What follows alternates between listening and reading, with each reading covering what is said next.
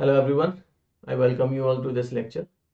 In this lecture, we are going to discuss about the different process states, and we will also talk about the state transition diagram.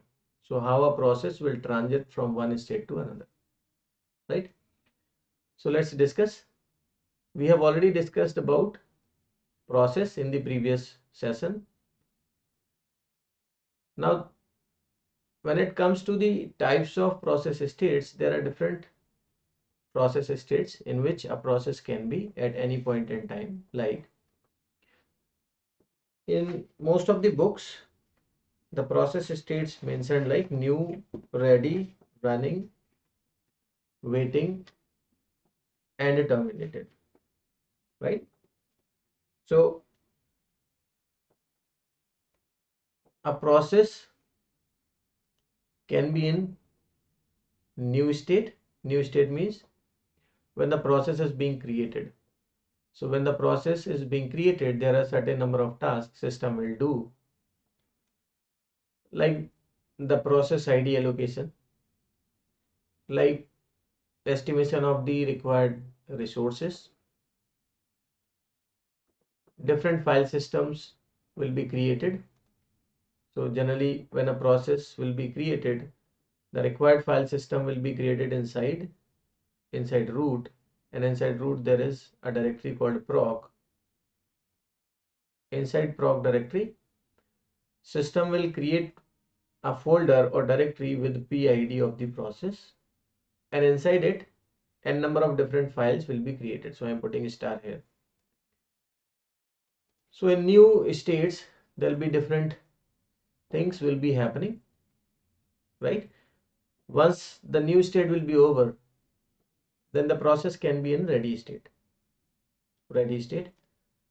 So from new to ready, a process can transit, and ready state means the process is ready to be executed, but it is waiting for the CPU control to be switched.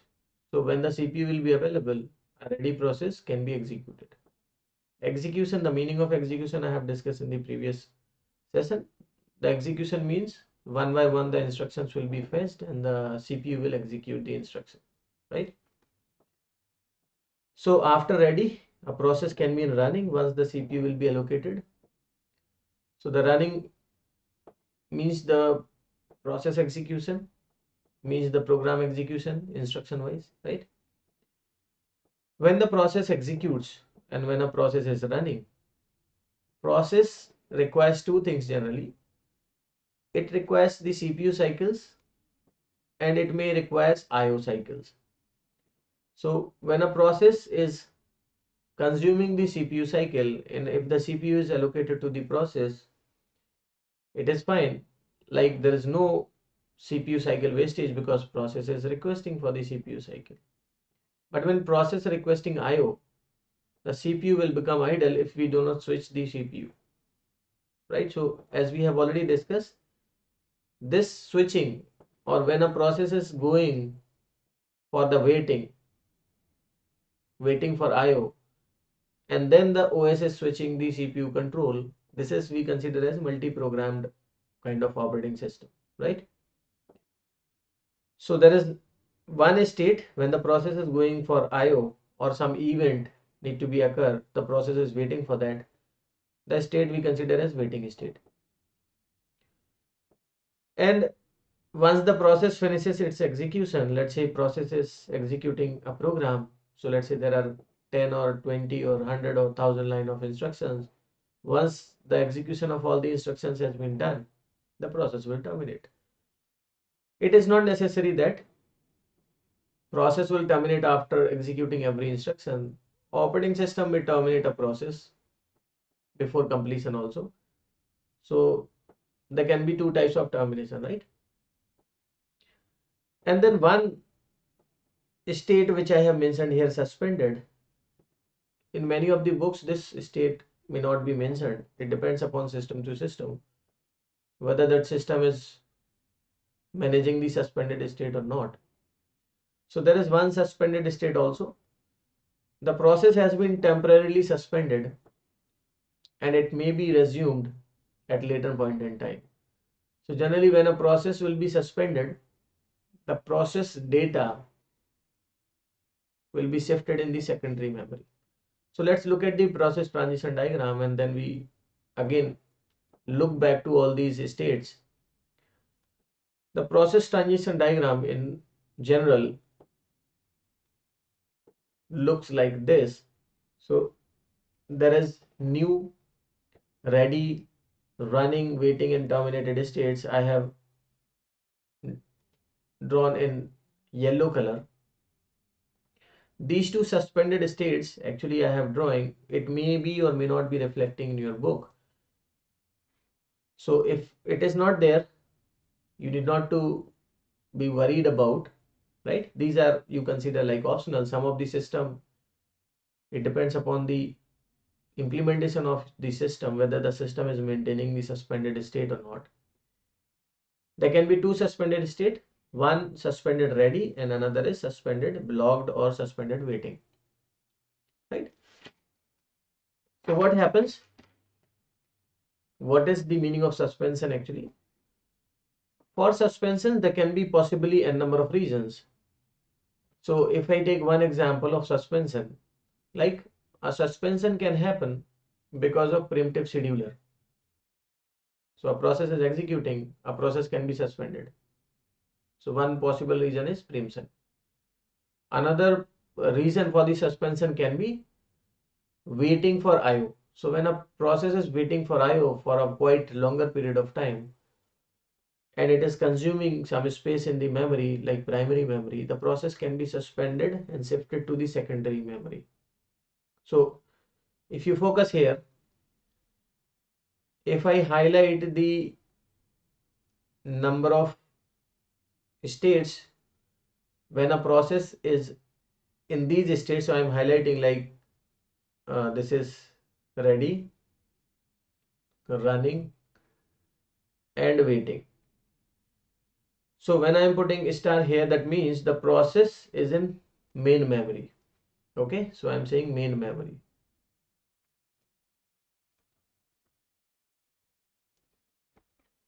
The process will be available inside the main memory when the process is either of these states.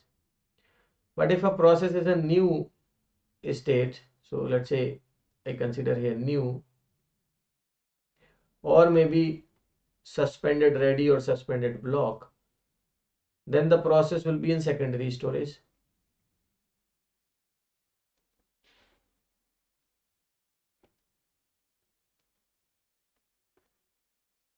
Okay, so in these three states, if a process is, possibly it will be in, or it will be in secondary storage.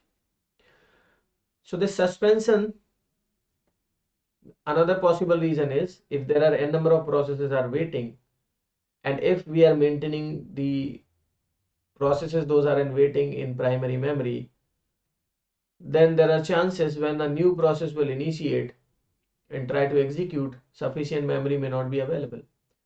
So such kind of waiting processes can be suspended for a certain duration of time, right? And once the event will happen, the suspended block can be converted into suspended ready. So I may write event completion here.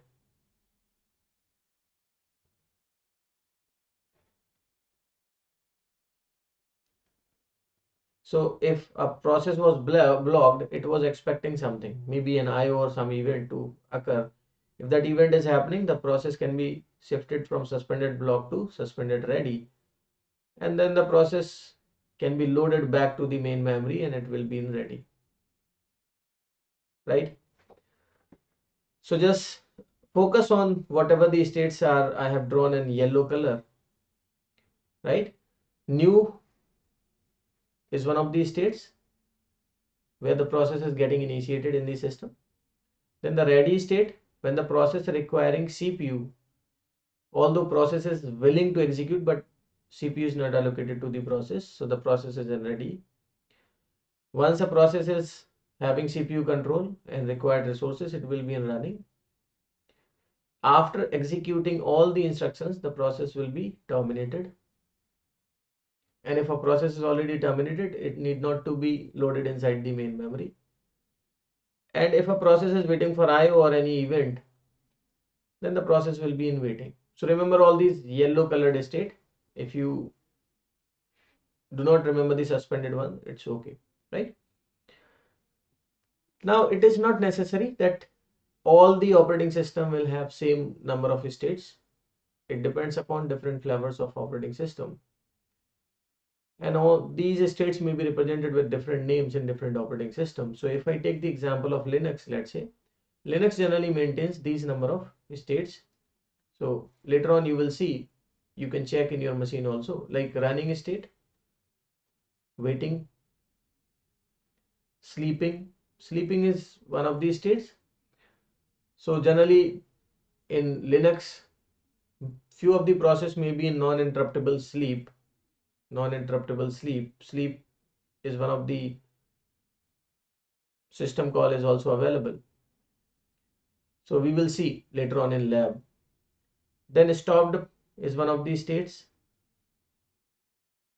right? So there are different types of signal, and the signal may stop a process. And there can be zombie processes, there will be dead processes, and there will be traced or debugged processes.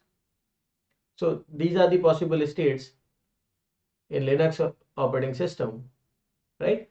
But logically or theoretically, we study these 5 states: new, ready, running, waiting, and termination. So please do remember these things. I hope the number of states and the state transition diagram is clear, right? So this is sufficient for this lecture. Thank you everyone for connecting. See you in the next class.